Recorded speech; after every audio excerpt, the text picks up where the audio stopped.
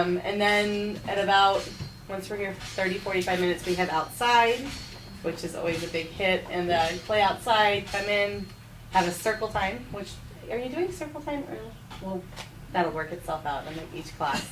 And come inside, do a circle, have a snack. Snack is a wonderful, awesome time that kids learn about sharing and eating together, and a little bit about table manners, and a little bit about getting your needs met. It's a good time. And then we go outside again for a little bit, a goodbye circle, then everybody goes home and the workers stay and clean up and have their seminar. So it's, when you have a minute, take a look at it if you've never been here. It's always there. So if you're here and you're like, what are we doing? What time is it? I've been here, it's my 3rd year, I still look at them all the time. So we have new ones this year. I'm getting used to them. Yeah. We've each decided for our older class, we don't do it with the younger class because they're younger, they don't need the same kind of structures necessarily. Welcome circle means everyone coming together at the beginning of the day. So right at 9 o'clock, therefore, we'll sit all the children down and welcome them, say hello by name, and point out to them some of the activities that are around the room. So it encourages Monday, you Wednesday, to get Friday on time. classes. Yeah, Monday, Wednesday, Friday, AM and PM classes. It encourages you to come on time. That's not why we do it. I think that's why we do it. It wasn't our full intention. But we do find it helps children to feel grounded in the room if they're shy and they don't get over to quite know what's going on. It helps to name the options and the opportunities they have when they first get there. This is just a little packet of information that is good to have before we start school.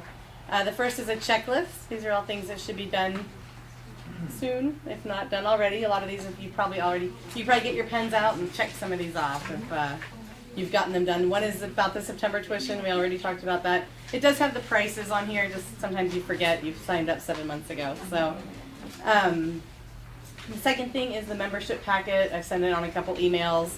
I think we have some printed copies here if people need to fill them out. They're printed in the front. You have to do that with a $25 check to the adult school, and that will pay for your whole year at this wonderful place. I mean, your portion. The next thing is there's a membership directory that is attached to the back of this. There's also one floating around somewhere. Check your information. If it's not correct, shoot an email to socalpens@gmail.com and we will get it corrected. And then at some point in the year we might send out a digital copy of an updated one in case people need it. But take a look at it, make sure it's right, and then hang on to it because you can call people for play dates or call people when you're sick. You'll probably also get one by class, but it's nice to have the whole directory sometimes. The next thing is a support job assignment. That's coming up next. We have little cards for you. We're going to break into classes at the end of this part, and you can read your support job. Everybody has a board member who kind of oversees a cluster of support jobs. So we'll make sure you know who that person is. I think it might be written on the cards, I'm not sure. The next one is to review the handbook.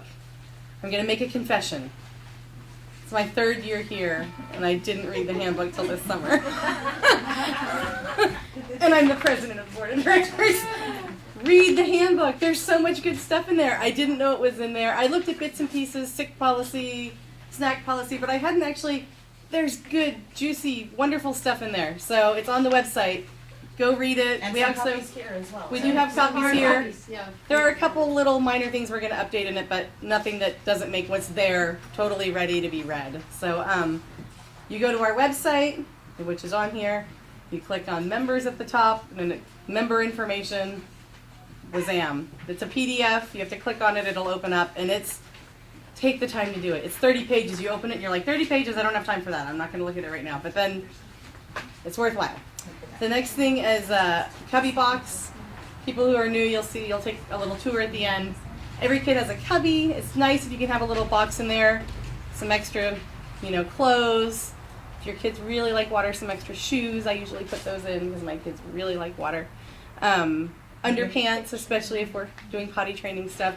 If they're still in pull-ups or diapers, you can put some pull-ups or diapers in there. And then, some kids like to decorate it. Some families have put pictures on there. You don't have to do any of that. A box in the cubby, but if you're into that kind of thing, go for it.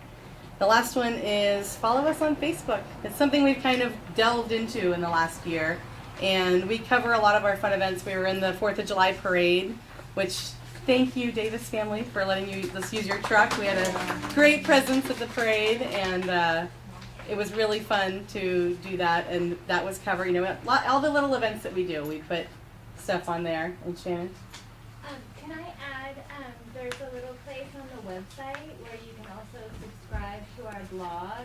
And it basically is just where you'll get an email notification saying there's a new post. So it's just, because we do a lot of, just fun. Some of it's informative, some of it's just kind of fun and cute, but it's a great way to kind of stay in tune too. Yeah, I was just going to say there's also the blog, which has lots of, if you're not into the Facebook thing, not everybody is, the blog has pretty much all the same information. We post it in both places for the most part. So that's your checklist. Let's look at what's next. The calendar. So this is our calendar for the year. You don't have to keep these stapled. I would probably suggest taking them apart, but it made them easier to hand out if they were stapled together. Take this sheet and stick it on your fridge or stick it wherever you look regularly because it's got all the important dates for school. There's also little stars next to the things that are required. The setup days this week were required. Tonight's a required meeting. The difference between required and not required, if it's a required one and you don't come, you have to do a makeup. The teachers have come up with this makeup job thing. Talk to them on the first day of, whenever, if you have to miss something, and they'll make sure that you can get it made up. But all of our time off for Thanksgiving and our Christmas break, there's a few holidays that we don't come for. The board meetings are also all listed on here. If you ever want to come to a board meeting, please come. We'd love to have you. They're kind of fun. You can learn a lot about how the school actually operates. A lot more goes on here than meets the eye, but it's fun.